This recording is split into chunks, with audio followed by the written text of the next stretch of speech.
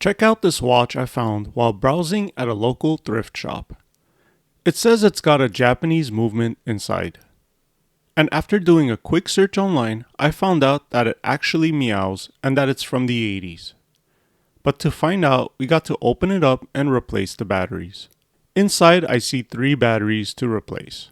By the way, all the tools used in this video are linked in the description and comment section of this video. I got a large pack of batteries for a good price online. I'm guessing the 2 batteries at the edge are for the meow sound. And luckily, all 3 batteries in this watch are the same. Replacing the main watch battery was a bit of a delicate process. I had to pull the retaining arm back.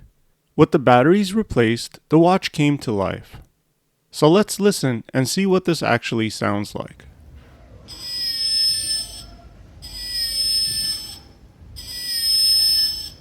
Thanks for watching.